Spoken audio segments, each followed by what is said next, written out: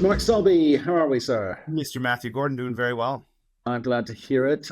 Things thundering along nicely in the world of nickel. Tell me more. Oh, yes. So last call talked about breaking out of that 17 to 18,000 range and that we were headed for the 18 and a half to 20,000 range. And yeah, lo and behold, we are firmly in the middle of that range, traded this morning around 19,200. We hit as high as 19.6 yesterday.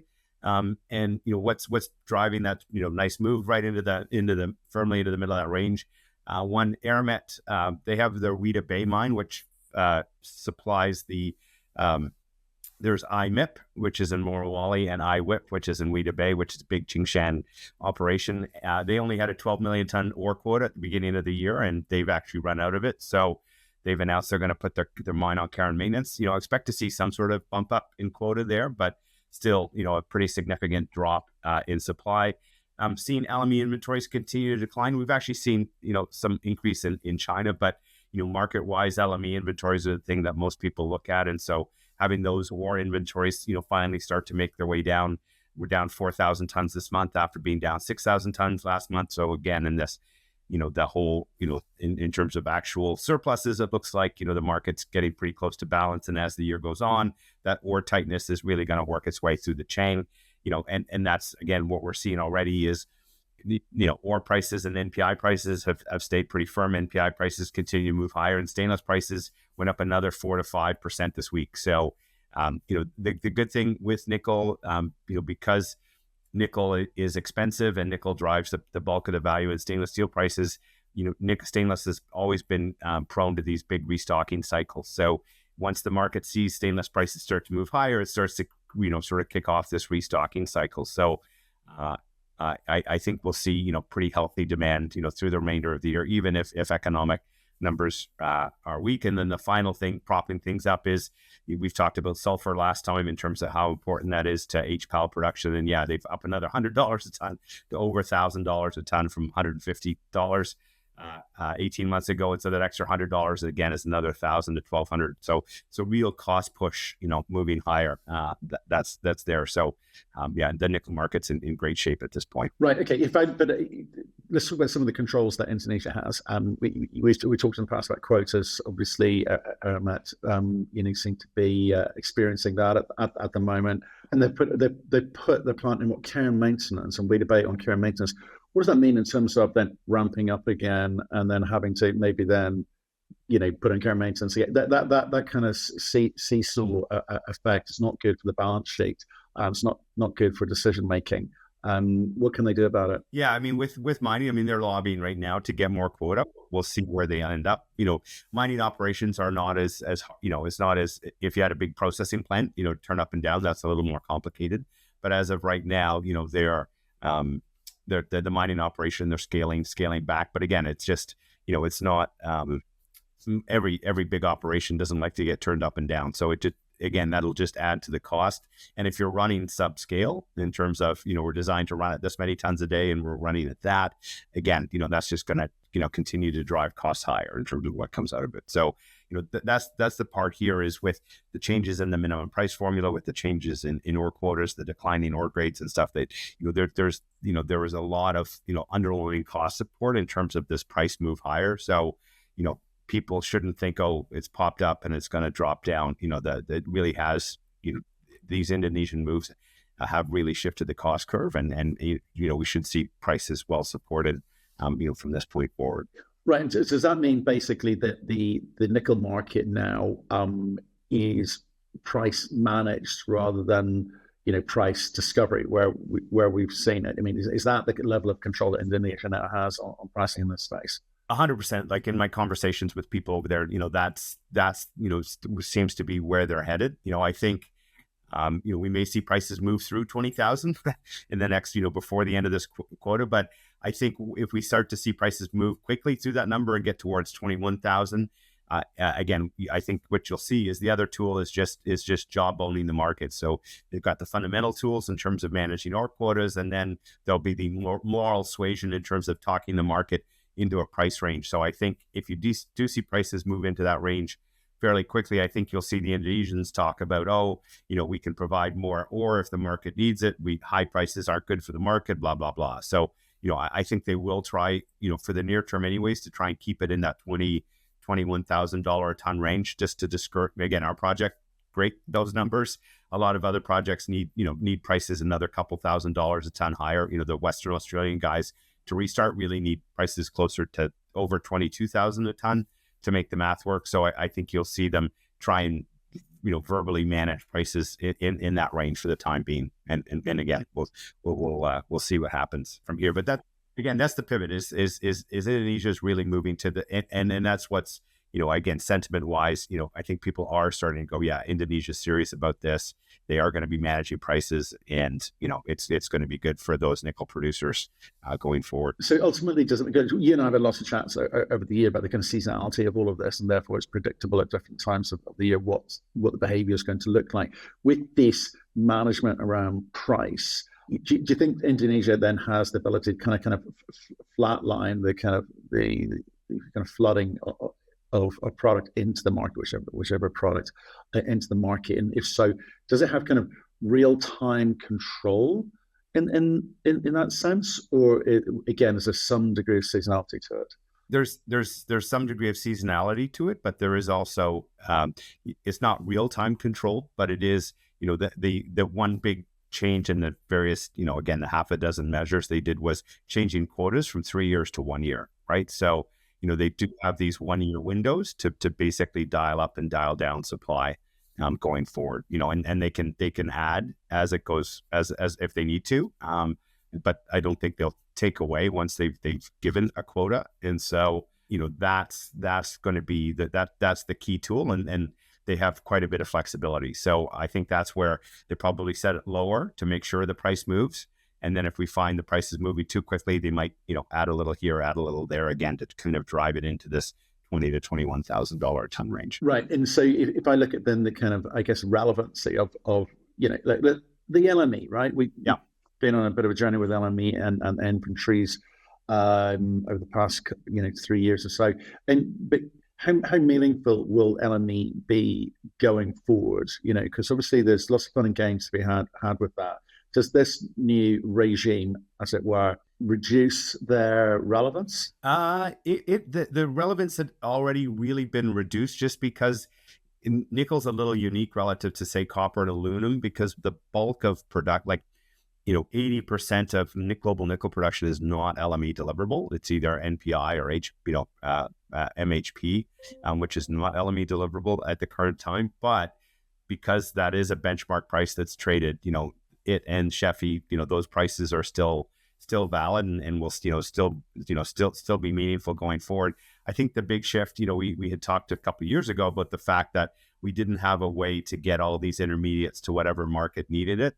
We now have lots of refining capacity in China and refining capacity in Indonesia, and so the market can move intermediate product into whatever end market it needs. And so the days of massive disconnects between sort of the NPI price and the nickel price, they're all trading into very narrow ranges, reflecting the incremental cost of getting that into the final product form. So I think going forward here now, I think the relationships should hold up, generally hold up pretty well. Okay, so people should expect this as a kind of sustained tightening of physical, not a kind of short squeeze. That's not what's happening here. No. This is the beginning of the new normal in terms of the nickel market. Yep. Right. Okay. And in terms of the kind of the sulfur, when you mentioned sulfur, then we talked about it a little bit last week. Obviously, pricing is gone up, and that's going to impact the kind of per ton price from the HPAL boys and girls.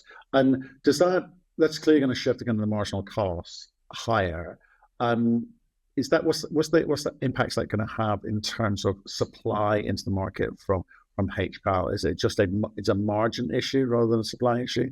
It's a little bit of supply as well as margin. I think some of the HPAL producers are looking at trimming supply given the amount of sulfur, because again, those plants you don't want to turn off and have to restart them again. So I think they're managing the production level to the amount of sulfur that's available, and that's going to be something that'll play out over the next month or two. Is if the Strait of Hormuz doesn't open, that it's about a quarter of global supply and 75% of what went into Indonesia, we'll see what happens on that. That's again that's an upside risk, in terms of that 20 to 21. If we do really run out of, if the Strait of Hormuz stays closed for another month or two, then you will see, HPAL production come off and prices probably go another couple $1,000s a ton higher from here. So. Right. Okay. So you expect higher prices across the board, stainless steel. I mean, again, does that affect demand, or is that becomes a margin issue then at that point? Because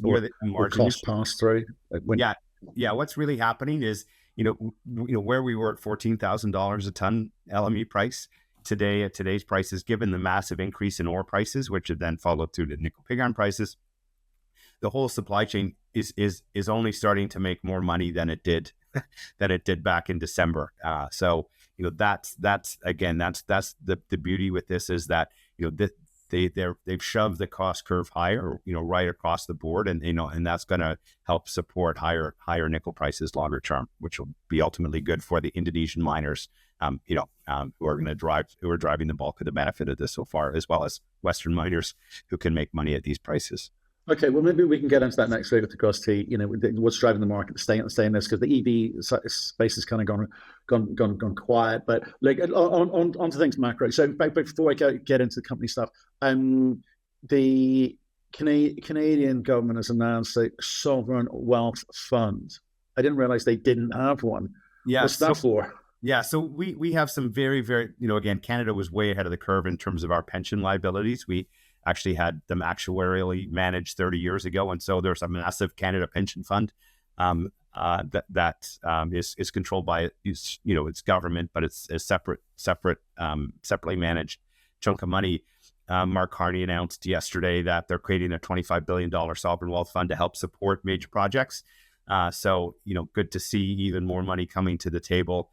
Again, it's still slow in terms of some of this money coming, but I will emphasize that this money is going to finally get into the hands of miners, and this again should really underscore that governments want these critical minerals projects to go in general, and in Canada, big mining projects are what this country wants to see happen. So having the fact that we have one of those, or potentially 8 of them, is very, very good news for us going forward. Okay. And everything else was going to kind of nickel moving forward, permitting, etc. Permitting sticking along nicely.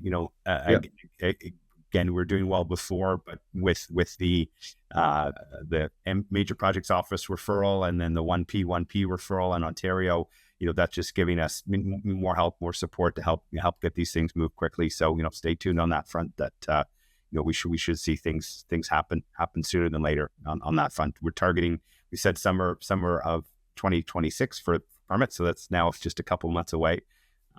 Looking forward to getting that major milestone complete. So good. Okay, well, I'm sure we'll hear more when there's more to be said. And a company we interviewed a few months back, actually, now, Next Metals, they've had a bit of news out. Yeah, so good for them. So they're Selkirk deposits. So they have 2 Celebes. They're high grade. Selkirk is the lower grade. These are both past producing mines. One's owned by Leonore and Norilsk after they acquired Leonore. The challenge with those Botswana deposits has always been the concentrate grade. So the host rock is massive sulfide, so it's at the other end of the amount of sulfur versus the ultramafic deposits that we have with Crawford. And so the challenge is getting the concentrate grade high enough. So they just completed some metallurgical testing and were able to push the concentrate grade from 6.8% up to 10.9%. With that 6% grade, those Botswana deposits, they built a giant smelter right next to those deposits, which is now shut down. But because you can't ship 6% concentrate very far, 10% is definitely better. It's still going to be, you're in the middle of landlocked Botswana. So, we'll see in terms of getting that material to market, but it's a big step forward from them. Another company this past week was great to see. I think FBX announced last week that they had another major step forward. So the first thing is you put in your project description, and then the agency comes back with the list of things that they want to see addressed in your impact statement. So the initial report was accepted. They got back their issues in terms of that. And again, the nice thing is in Canada now, they're working more closely with the province and the federal government. So they're doing one process. And so, it was a joint response back from the provincial government and the federal government. So, it's good to see that kind of harmonization in Canada, and great to see FPX take another, big step forward on the permitting front. A couple other niggles. It's only been a couple of weeks since we had talked. So Lifezone tucked in another $25 million of equity. They picked up another project south of them across the border, I think in Burundi. And then they've obviously got their flagship project in Tanzania. And then First Atlantic Nickel, just this week, and it changed their name to First Atlantic Nickel and Cobalt. Again, they've got a warite deposit out in Newfoundland that they've been poking away at some drill holes. And, there is some cobalt in there for sure. It's not going to, Congo does not have to worry anytime soon, but it is a nice little byproduct for the warite. So fantastic. Okay, well, good little round up there. Mark, I know you've got to go, so we'll see you next week. Sounds good, sir. Take care.